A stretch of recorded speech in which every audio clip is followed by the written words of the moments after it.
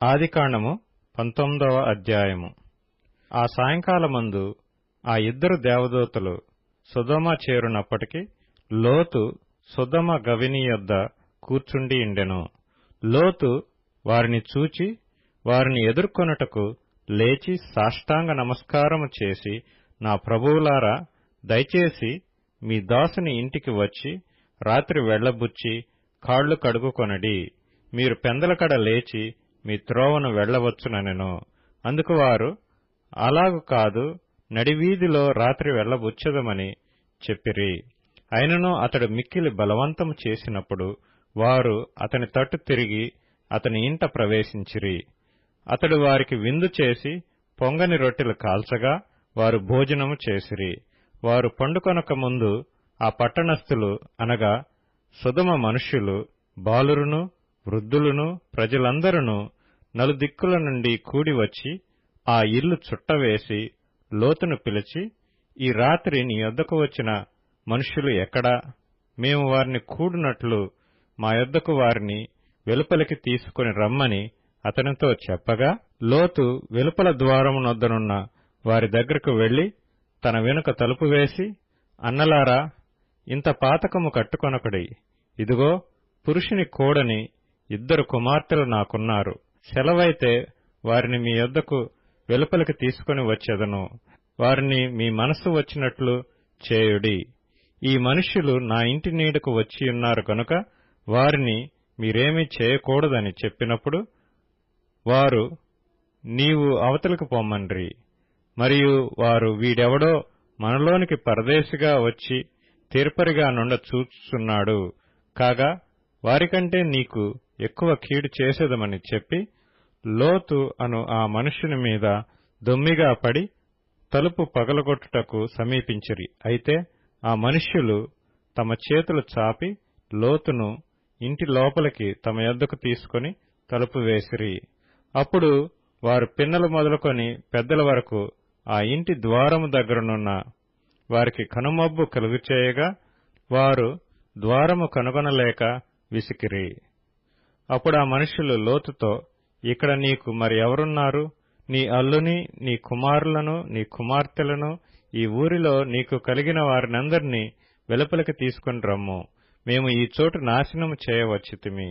వారిని గూర్చిన మొర యెహోవా సన్నిధిలో గొప్పదాయను గనుక దాని నాశనము చేయుటకు యెహోవా మమ్మను పంపెనని చెప్పగా, లోతు బయటకు వెళ్లి తన కుమార్తెలను పెండ్లాడనైయున్న తన అల్లులతో మాట్లాడి, లెండి, ఈ చోటు విడిచిపెట్టి రండి, యెహోవా ఈ పట్టణమును నాశనము చేయబోచున్నాడని చెప్పెను.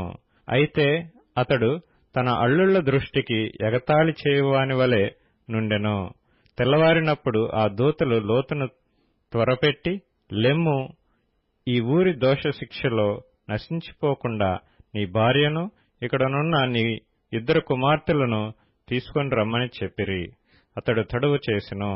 అప్పుడు అతని మీద యెహోవా కనికరపడుట వలన ఆ మనుష్యులు అతని చేతిని, అతని భార్య చేతిని, అతని ఇద్దరు కుమార్తెల చేతులను పట్టుకొని వెలుపలికి తీసుకుని వచ్చి ఆ ఊరి బయట నుంచిరి.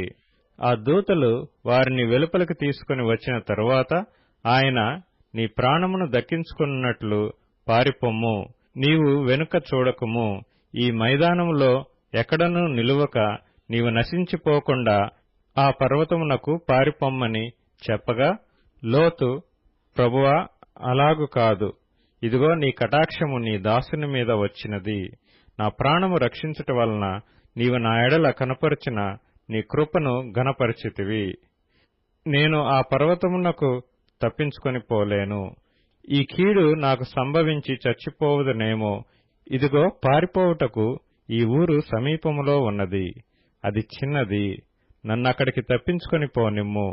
అది చిన్నది కదా, నేను బ్రతుకుదునని చెప్పినప్పుడు ఆయన, ఇదిగో, నీవు చెప్పిన ఈ ఊరు నాశనము చేయను.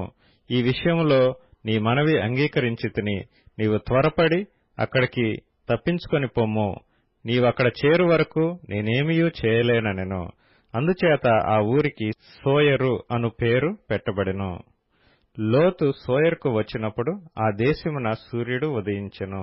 అప్పుడు యెహోవా సొదొమ మీదను గొమొర్రా మీదను యెహోవా యొద్ద నుండి గంధకమును అగ్నిని ఆకాశము నుండి కురిపించి ఆ పట్టణములను ఆ మైదానమంతటిని ఆ పట్టణములలో నివసించిన వారినందరినీ నేల మొలకలను నాశనము చేసెను.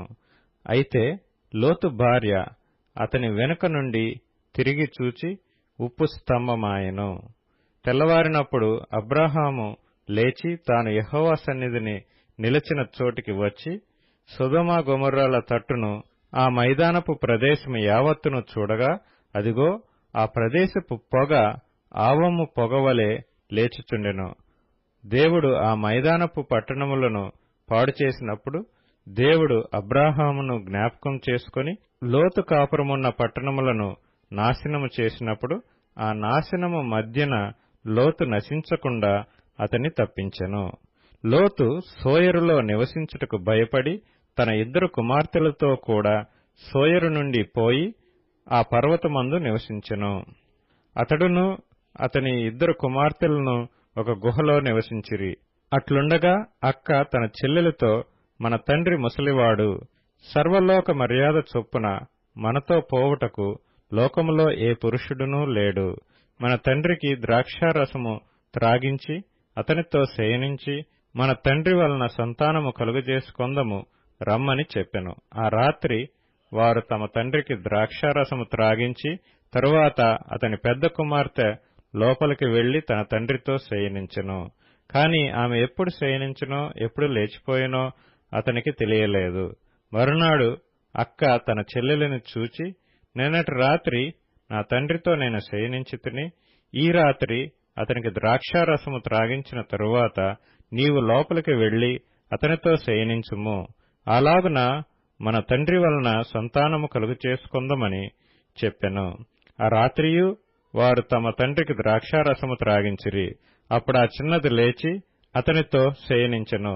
ఆమె ఎప్పుడు శయనించెనో ఎప్పుడు లేచిపోయినో అతనికి తెలియలేదు. అలాగున లోతు యొక్క 2 కుమార్తెలు తమ తండ్రి వలన గర్భవతులైరి. వారిలో పెద్దది కుమారుని కని వానికి మోయాబు అను పేరు పెట్టెను. అతడు నేటి వరకు మోయాబీయులకు మూల పురుషుడిగా ఎంచబడును. చిన్నది కూడా కుమారుని కని వానికి బెన్నమ్మి అని పేరు పెట్టెను. అతడు నేటి వరకు అమ్మోనీయులకు మూల పురుషుడిగా ఎంచబడును.